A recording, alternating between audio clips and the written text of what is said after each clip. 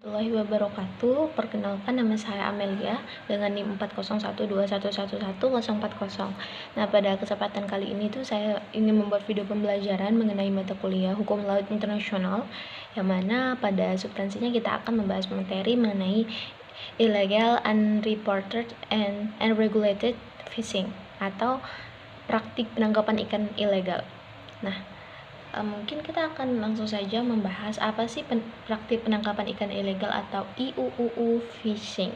Jadi ini adalah sebuah aktivitas penangkapan ikan yang tidak sah atau melanggar ketentuan peraturan perundang-undangan di bidang perikanan. Contohnya seperti apa? Contohnya penangkapan ikan tanpa izin, atau dia penangkapan ikan dengan izin yang palsu, terus penangkapan ikan dengan menggunakan alat tangkap yang terlarang atau yang dilarang, terus juga penangkapan terhadap jenis atau spesies yang tidak sesuai dengan izin. Nah, teman-teman, ternyata ilegal pada intinya dia tuh tidak sah ya, menangkap ikan yang tidak dibenarkan dalam peraturan. Nah, jadi kita langsung saja kita bahas ke contoh. Jadi ada sebuah tulisan yang mana itu judulnya penangkapan ikan berlebihan muncul saat Indonesia berjuang untuk memenuhi target perikanan. Jadi hampir dari setengah dari stok ikan liar Indonesia itu ditangkap secara berlebihan karena negara ini berjuang untuk memenuhi target perikanannya sendiri. Sementara beberapa ekosistem laut yang penting masih tertinggal dari perluasan kawasan perlindungan laut. Harif menunjukkan bahwa dari tahun 2000 sampai 2007, penangkapan liar merupakan bagian terbesar dari produksi ikan. Tetapi selama bertahun-tahun, penangkapan liar mengalami stagnasi, sementara aquaculture terus berkembang. Meski beralih ke budidaya perairan, sektor perikanan Indonesia tidak mampu mencapai target produksi 38,3 juta ton pada tahun 2019. Dengan realisasi produksi hanya sebesar 23,9 juta ton. Nah, sementara itu, stagnasi tangkapan liar juga terjadi di tengah tanda-tanda stok ikan liar di Indonesia itu mulai menipis.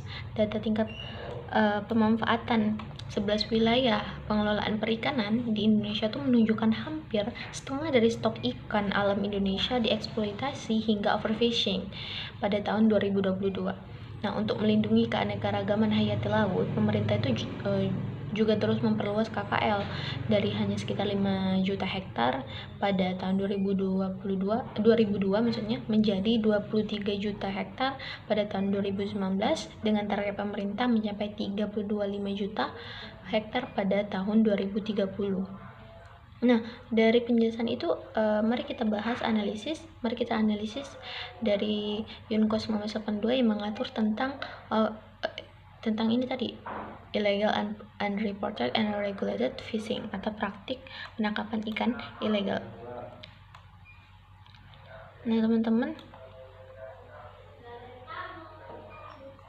ini bisa kita lihat di Unclos 1982 terhadap tindak pidana illegal fishing ini ada implementasinya, yaitu mengenai segala tindak pidana di bidang perikanan berdasarkan teori delegasi dan teori transformasi. Ketentuan-ketentuan yang ada dalam konvensi tersebut didelegasikan serta ditransformasikan ke dalam hukum nasional melalui perundang-undangan.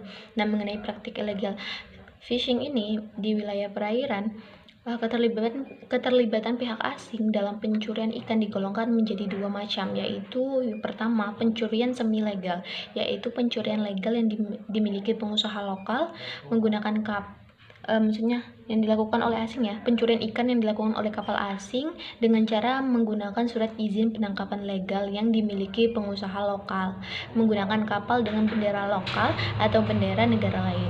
Nah, praktik ini dikategorikan sebagai illegal fishing karena selain menangkap ikan di wilayah perairan negara lain, pelaku legal fishing juga mengirim hasil tangkapan ikan tanpa melalui proses pendaratan ikan di wilayah yang sah.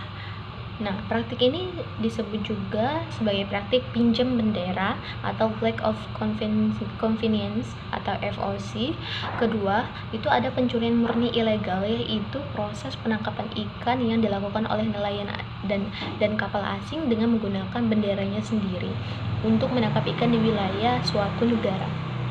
Namun, tindak pidana illegal fishing tidak hanya dapat dilakukan oleh pihak asing, tetapi juga dapat dilakukan oleh para nelayan ataupun pengusaha lokal. Nah, illegal fishing yang dilakukan para nelayan ataupun pengusaha lokal dapat digolongkan menjadi 3 golongan, yakni yang pertama itu kapal ikan dengan tidak memiliki izin, terus yang kedua kapal ikan Indonesia dengan dokumen yang asli tapi palsu, terus yang misalkan ya pejabat mengeluarkan dokumen tersebut bukan pejabat yang berwenang atau dokumennya palsu. Dan yang ketiga kapal Indonesia yang tanpa dilengkapi dokumen sama sekali, hal ini berarti menangkap ikan tanpa izin. Nah, implementasi UNCLOS mengenai illegal fishing juga diatur dalam Undang-Undang Nomor 5 Tahun 1983 tentang Zona Ekonomi Eksklusif Indonesia. Undang-undang ini memuat ketentuan yang mengatur kegiatan pemanfaatan sumber daya ikan di zona ZEE. Nah, pasal 4 undang-undang ini menjelaskan bahwa di wilayah ZEE Indonesia ini memiliki hak berdaulat, hak-hak lain, yurisdiksi serta kewajiban-kewajiban atas sumber daya yang ada di ZEE tersebut. Nah, dalam rangka melaksanakan hak-hak yuridis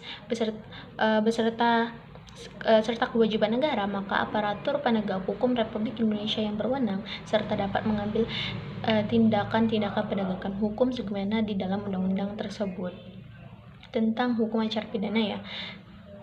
Nah, Undang-Undang Perikanan juga mengatur bahwa setiap orang melakukan pemasaran ikan di wilayah pengelolaan perikanan Republik Indonesia dan di ZEE diwajibkan mempunyai surat izin usaha perikanan atau SIUP, surat izin penangkapan ikan atau SIPI, serta surat izin kapal pengangkutan ikan atau SIKPI. Nah, kenyataannya ada banyak kapal-kapal asing yang tidak memenuhi syarat-syarat tersebut atau tidak memiliki kelengkapan surat-surat tersebut atau memiliki surat yang palsu.